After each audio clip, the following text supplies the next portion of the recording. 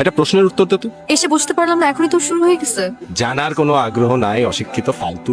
আমাকে মাফ কর ভাই, তোর জ্ঞানী জ্ঞানী লেকচার শোনার থেকে প্রশ্নের উত্তর দেওয়া অনেক ভালো। বল, গত 70 বছরে বাংলা সাহিত্যে জীবনানন্দের মতো আর কোনো কবি আসেননি কেন বলতো? কেন আসেনি? তোরা জানিস? আমি কি করে জানবো? ভাই ব্যাপারটা তো সিম্পল না, তোদের তো জানতে হবে। মেয়ে হতে হবে প্রতিমা, সে শাড়ি পরবে, কপালে টিপ থাকবে, চোখে কাজল থাকবে, আর খোপায় একটা ফুল থাকবে। তখনই তো জীবনানন্দ দাশের মতো কেউ লিখবে, চুল তার কবেকার অন্ধকার বিদিশার নিশা। আর তোকে দেখে কবি কি লিখবে জানিস? কি লিখবে দোস্ত? চুল তার কবেকার কাকের বাসা, চেহারা দেখলে মনে হয় নেই কোনো প্রেমের আশা। তোর কবিতা আর তোকে আমি বুড়ি গঙ্গায় ছুবাবো। চুপা। ঠিক আছে, আমার আমার চুল কাকের বাসা না? হ্যাঁ, আমার চুল তো কাকের বাসা। আমি ভাবছিলাম যে তোকে একটা সুন্দর ভালো খবর দিব, কিন্তু দিব না আসলে।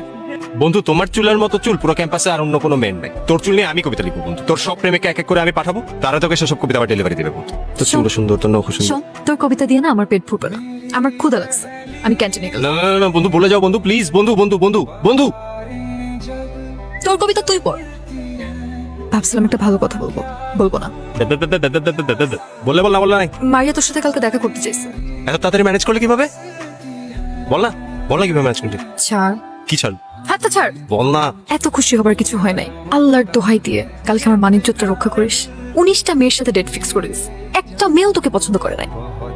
আচ্ছা, মন খারাপ করার কিছু হয় নাই, এরকম ঢং করিস না। মন খারাপ তো করতেছিস না, ঢং করতেছিস জানি। আরফান, এই আরফান, আরফান উঠ না, আরফান উঠ না, আরফান তুই কি উঠবি? উঠ না। ঠিক আছে, উঠবি না, একটু কষ্ট হবে, তবে যাই পানিটা নিয়ে আসি, ঠিক আছে? এই, এখন উঠছিস কেন? ঘুমা, আর একটু ঘুমা না, কোনো সমস্যা নেই। আমি চাই একটু পানি এনে তোকে একটু দেই আর কি। তুই কি ভাবিস? তুই ভেবেছিস আমি ওই পানিতে ভিজে যাওয়ার ভয় উঠছি? আমি উঠছি আমার বইগুলোর জন্য। এগুলো ভিজে গেলে আমি কি করতাম? কবি কি বলছে জানিস? আমি কিভাবে জানবো আমি কি কবি? শুধু কবিতার জন্য এই জন্ম, শুধু কবিতার জন্য কিছু খেলা, শুধু কবিতার জন্য একাহীন সন্ধেবেলা। তুই যে ব্রাশ না করে কবিতা আবৃত্তি করছিস, তোর কবিতার অপমান হচ্ছে না এতে? যা ব্রাশ করে আয়। এটা তো ভেবে দেখে নে, দাঁত ব্রাশ না করে কবিতা পড়লে কি কবিতার অপমান হয়? চিন্তার বিষয়। সরি গুরু, ক্ষমা করে দিও।